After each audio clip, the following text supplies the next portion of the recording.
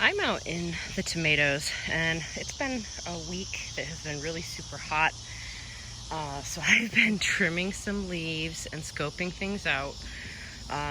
Leaf-footed nymphs are one thing I'm dealing with that are proving to be very problematic. However, I keep coming out every couple hours and trying to nab the guys and put them in some soapy water. But I finally found a worm that was big enough to show you guys the damage that is possible. This is an army worm. So these are a lot like hornworms. I've only found one hornworm this season so far, which is a little bit odd to me. But I have found lots of little worms. This one apparently got away. And they grow. And he's trying to get away, so we're gonna get him over to the chickens, but you can see that's what an army worm looks like. I keep having to hold him because he's moving around. So he gets to go to the girls. They will enjoy him. Oh, now he's gonna stand still. Just like you find with hornworms, same thing with the army worms.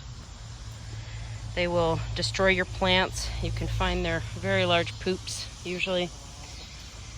So that is something else to be on the lookout for, and I just haven't had one that was big enough to really show you guys what they look like. So now you see, if I could see a lymph, oh, here's one. Oh, he's flying though. These leaf-footed nymphs are the other thing I'm dealing with right now. There we go. These are bad. They've been mating over here, so I keep finding their babies. Ah, I smushed him. That's why I'm wearing a glove. I don't tend to like touching these critters. They skeeve me out a little bit. So anyway, tomatoes are doing really good. I just picked some today. They, because it's been so hot here, everything is really not producing as much. I still have tomatoes turning, but nothing really super new. So I just come out, I inspect, I look around, I see what's going on. You know, I do have some of these kinds of leaves happening that I've been trimming. You know, if they look like they're just kind of spotted and gross, I'm taking them off because the plant really doesn't need them. So these are my triplets. These are the yellow pear tomatoes, which funny enough, I have these two over here are not doing as well as the one on the end. This one is going crazy for some reason. So whatever I did to that one, I did good. I did pick a couple small worms off these earlier. I've found a lot of worms on these guys. I don't know if it's because they're a little bit away from the rest of the garden. I'm not sure. So I just keep coming and looking. Oh, look. As I say that, ta-da! There's one. It's that time of year. I've been doing this, you know, non-stop. I find a couple every day, and every day I feed them to the chickens. So be on the lookout for them. I don't know if they saw that, but while I'm out here, I guess I'll go ahead and give you guys a little bit of a garden tour. I watered this morning, but things are looking a little dry. We're supposed to get some good rains from the hurricanes that are coming through. They're going to come up the coast and give us a good dose of rain. So these are my eggplants. They have some little new ones popping up, but I mean, those are small. They're not really doing much. I think everything needs a good fertilizer, honestly. The strawberries really taken off. I actually, this end of the bed was one variety called Quinault.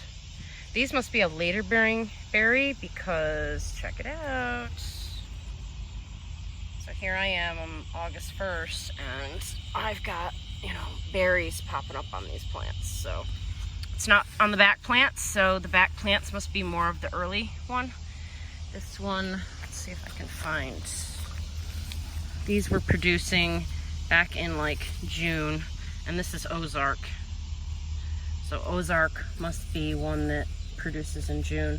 That actually makes me happy. That means I, you know, can get some different berries at different times of the year, and that makes me really, really thrilled.